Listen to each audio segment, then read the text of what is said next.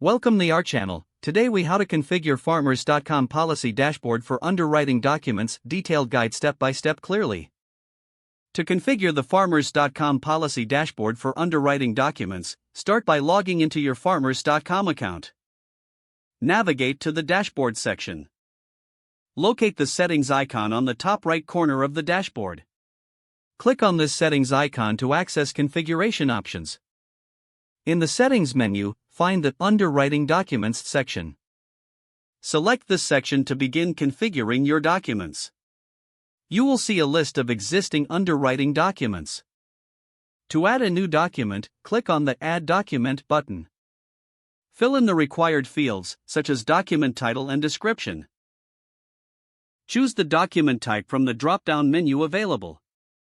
Next, upload the document files by clicking on the Upload button. Make sure the document complies with the required formats and size limits.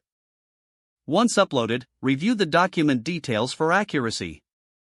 To set permissions, click on the Set Permissions option. Here, you can define who can access or edit the documents.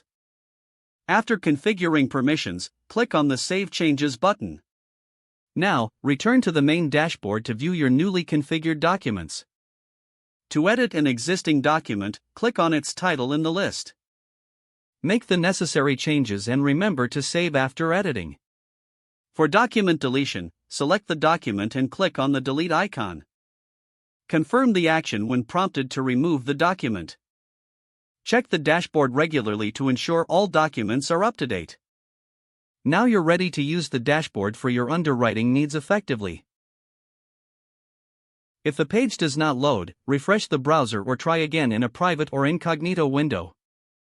Make sure you are using the correct email address, then retype it carefully to avoid small typos. If your password is not accepted, use the reset option and create a new strong password you can remember. Check your spam folder for verification or security emails, then complete any requested confirmation steps. Enable two-factor authentication if available to improve account security and reduce unauthorized access risk. Don't forget to like this video and subscribe to our channel for more step-by-step tech guides.